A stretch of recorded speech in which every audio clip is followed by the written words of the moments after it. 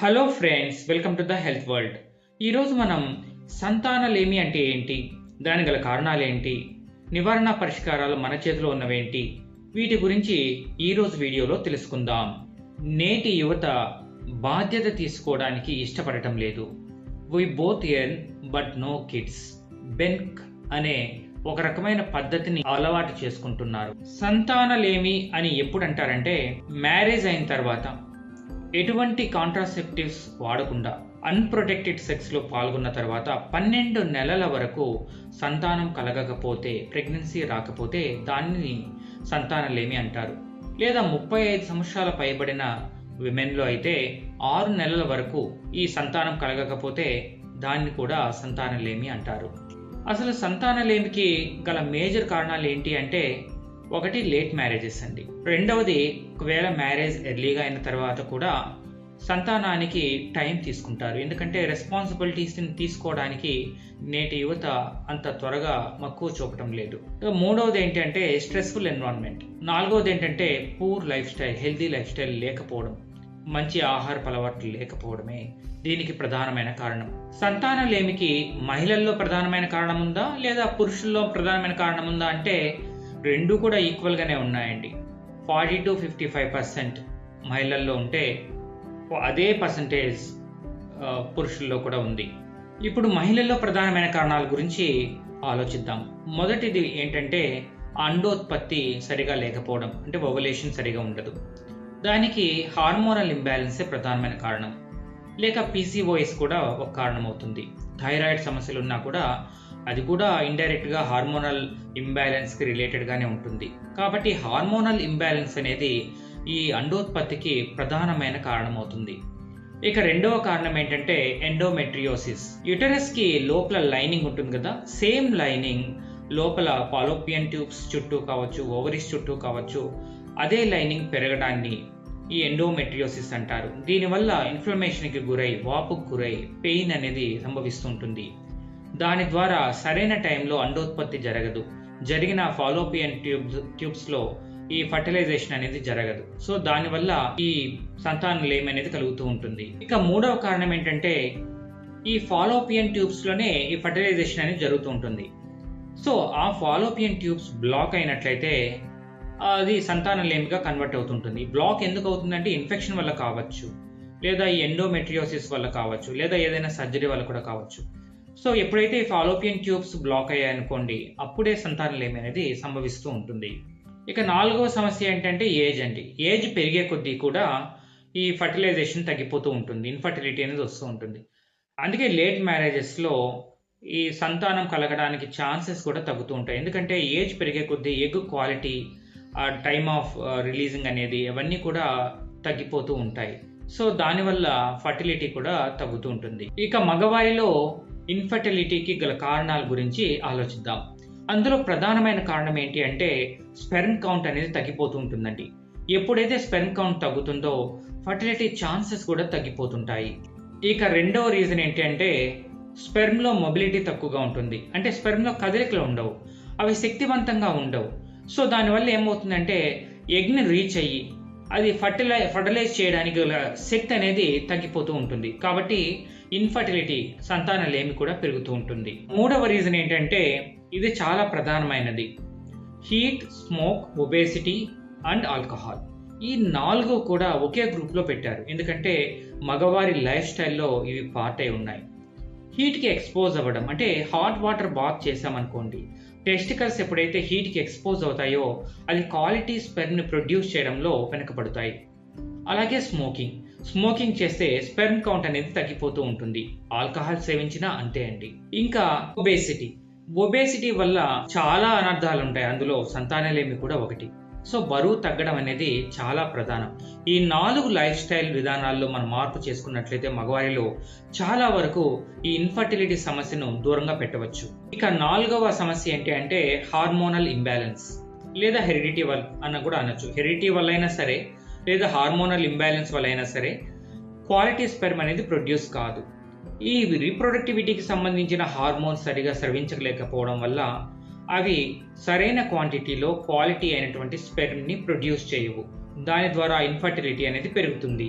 ఈ సమస్యల్ని ఏ విధంగా ఐడెంటిఫై చేస్తారు అంటే, ఒకటి హార్మోనల్ టెస్ట్ చేయడం వల్ల, బ్లడ్ టెస్ట్ చేయడం ద్వారా వాటిలో ఎంత హార్మోన్స్ ఉన్నాయి, ఎన్ని విటమిన్స్ లోపం ఉన్నాయి అవన్నీ కూడా ఎవాల్యుయేట్ చేయొచ్చు. అల్ట్రాసౌండ్ స్కానింగ్ ద్వారా చేయొచ్చు. ఈ ఫాలోపియన్ ట్యూబ్ ఇమేజింగ్ ద్వారా కూడా వాళ్ళల్లో ఐడెంటిఫై చేసి అసెస్ చేయడం అనేది జరుగుతుంది, సమస్య ఎంత తీవ్రంగా ఉంది అనేది. ఇక మగవారిలో అయితే సీమెన్ టెస్టింగ్ జరుగుతుంది. ఇదే ప్రధానమైన టెస్ట్. వాళ్ళ సీమెన్ అనలైజ్ చేసి, కెమికల్ టెస్టింగ్ చేసి, దాంట్లో కౌంట్ ఎంత ఉంది, ఎంత మొబిలిటీ ఉంది అనేది చెక్ చేస్తారు. సో రేర్ కేసెస్లో వాళ్ళ హార్మోన్స్, తర్వాత బ్లడ్ టెస్ట్లు కూడా చేయడం అనేది జరుగుతుంటుంది. ఇన్ఫర్టిలిటీని న్యాచురల్గా ఏ విధంగా తగ్గించుకోవచ్చో ఇప్పుడు చూద్దాం. అందులో మొదటిది ఏంటంటే ఒబేసిటీని కంట్రోల్ చేసుకోవాలి. ఓవర్ వెయిట్ ఉన్నట్లయితే దాన్ని ఖచ్చితంగా తగ్గించుకోవాలి.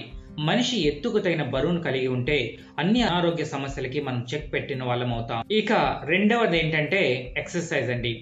ఎక్సర్సైజ్ చాలా మంచిది హెల్త్కి. అందులో ఈ రీప్రొడక్టివ్ హార్మోన్స్ కంట్రోల్గా ఉండాలంటే మంచి ఎక్సర్సైజ్ అవసరం.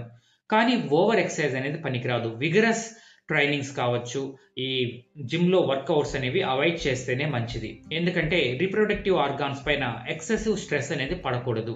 ఇక రెండవది ఏంటి అంటే ఓవర్ ఎక్సర్సైజ్ అనేది చేయకూడదండి. జిమ్లో హెవీ వెయిట్స్ని లిఫ్ట్ చేయడం, తర్వాత ఓవర్గా స్ట్రెచ్ చేయడం అనేది చేయకూడదు. ఎందుకంటే రీప్రొడక్టివ్ ఆర్గాన్స్ పైన స్ట్రెస్ పడడం అనేది కూడా మంచిది కాదు. ఎస్పెషల్లీ సైక్లింగ్ని మరియు హార్స్ రైడింగ్ని అవాయిడ్ చేస్తే మంచిదండి. ఎందుకు అంటే సైక్లింగ్ ద్వారా కానీ, హార్స్ రైడింగ్లో కానీ మగవాళ్ళ టెస్టికల్స్ పైన ఎక్కువ ప్రెషర్ అనేది పడుతుంది.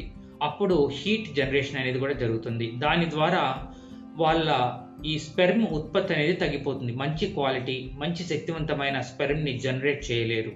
ఇక మూడవది ఏంటి అంటే మంచి నిద్ర అండి. దాదాపుగా 7 నుండి 9 అవర్స్ ఖచ్చితంగా నిద్ర ఉండాలి. అంతేకాదు డీప్ స్లీప్ అయితే 2 అవర్స్ ఖచ్చితంగా ఉండాలి. అప్పుడు ఓవరాల్ హెల్త్ కంట్రోల్లోకి వస్తుంది. ఎస్పెషల్లీ హార్మోనల్ ఇంబ్యాలెన్స్ అనేది కంట్రోల్ అవుతుంది. మగవారిలో హాట్ టబ్ బాత్ అనేది అవాయిడ్ చేస్తే చాలా మంచిదండి. ఎప్పుడైతే వేడి నీళ్ళ తోటి స్నానం చేస్తారో వాళ్ళ టెస్టికల్స్ ఎక్కువగా హీట్కి ఎక్స్పోజ్ అవ్వడం అనేది జరుగుతుంది. అప్పుడు ఈ క్వాలిటీ స్పెర్మ్ అనేది ప్రొడ్యూస్ కాదు. ఇక ఐదవ పద్ధతి ఏంటి అంటే మంచి బ్యాలెన్స్డ్ డైట్ తీసుకోవాలండి. మనం తీసుకునే ఫుడ్లో ప్రోటీన్ ఉందా, ఫైబర్ ఉందా, కార్బోహైడ్రేట్స్ ఉన్నాయా, విటమిన్స్ అండ్ మినరల్స్ ఉన్నాయా, హెల్దీ ఫ్యాట్స్ ఉన్నాయా, ఇవన్నీ కూడా చెక్ చేసుకోవాలి. అది ఎలా సాధ్యం అంటే ఎక్కువగా మనం fruits, vegetables, leafy green vegetables అంటే ఆకుకూరలు, lean protein, whole grains, nuts and seeds, saturated fats, olive oil లాంటివి ఇవి తిన్నట్లయితే మనకు మంచి ఆరోగ్యం అనేది కుదురుతుంది. అప్పుడు స్పెర్మ్లో మంచి క్వాలిటీ స్పెర్మ్ అనేది ప్రొడ్యూస్ అవుతుంది. ఆడవారిలో నెలసరి కరెక్ట్గా వస్తుంది. హార్మోన్స్ అన్నీ బ్యాలెన్స్ అవుతాయి. ఇవన్నీ కూడా మంచి డైట్ వల్లే సాధ్యపడుతుంది. ఇక స్మోకింగ్ని, ఆల్కహాల్ని వదిలేస్తే చాలా మంచిది. వాటి వల్ల సంతానోత్పత్తి కలగదండి. ఆడవాళ్ళు కూడా ఈ అలవాట్లకు బానిస అవుతున్నారు. అది చాలా ప్రమాదకరంగా మారుతోంది మన సమాజానికి. స్ట్రెస్ని మేనేజ్ చేయడం చాలా ఇంపార్టెంట్ అండి. ఎస్పెషలీ వర్క్ లైఫ్లో స్ట్రెస్ని అనుభవించి ఒకవేళ ఇంటికి వచ్చిన తర్వాత ఇంటిలో కలహాలు ఉన్నట్లయితే దానివల్ల స్ట్రెస్ డబల్ ట్రిబల్ అయిపోతుంది. సో మంచి ఫ్యామిలీ లైఫ్ని కలిగి ఉండాలి ఎక్కడైతే మనం స్ట్రెస్ను పోగొట్టుకోగలగమో.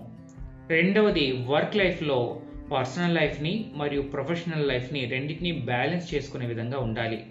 సో ఈ రెండు కలిగినప్పుడే మనకు స్ట్రెస్ అనేది కంట్రోల్లో ఉంటుంది. లేకపోతే స్ట్రెస్ కంట్రోల్లోకి మన ఆరోగ్యం అనేది వెళ్ళిపోతుంది. కాబట్టి మంచి అలవాట్లు పొంది స్ట్రెస్ని కంట్రోల్ చేసుకుంటూ మనం ముందుకు వెళ్ళినట్లయితే మంచి ఆరోగ్యం మన సొంతం అవుతుంది.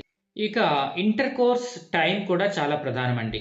ఎగ్ రిలీజ్ అయ్యే 5 రోజుల ముందు పర్ఫెక్ట్ టైం ఇంటర్ కోర్స్కి. ఆ టైంలో ఇంటర్ కోర్స్ సెక్స్ జరిగిందనుకోండి, ఈ ప్రెగ్నెంట్ అయ్యే ఛాన్సెస్ ఎక్కువగా ఉంటాయి. సో టైమింగ్ కూడా చాలా ఇంపార్టెంట్. ఇప్పుడు మనం రీప్రొడక్టివ్ హెల్త్ని కాపాడే ఫుడ్ గురించి తెలుసుకుందాం. మొదటిది ఫోలేట్ ఉండాలండి. ఈ ఫోలేట్ ఆకుకూరల్లో మరియు బీన్స్లో ఎక్కువగా ఉంటుంది. ఇక ఒమేగా 3 ఫ్యాటీ యాసిడ్స్, ఇది సాల్మన్ అండ్ సార్డిన్ అనే ఫిష్ జాతిలో మనకు విరివిగా లభిస్తుంది. అది మనం తినలేనప్పుడు సప్లిమెంట్స్ పైన డిపెండ్ అవ్వడం కరెక్ట్ అయిన పద్ధతే. ఇంకా మనకు అవిసె గింజల్లో, చియా సీడ్స్లో మంచి ఒమేగా 3 ఫ్యాటీ యాసిడ్స్ మనకు దొరుకుతాయి. ఇంకా జింక్ మినరల్ అండి. ఈ జింక్ మినరల్ మనకి పంకిన్ సీడ్స్లో దొరుకుతుంది. ఇప్పుడు మనకు పంకిన్ సీడ్స్ విరివిగా దొరుకుతున్నాయి సూపర్ మార్కెట్స్లో.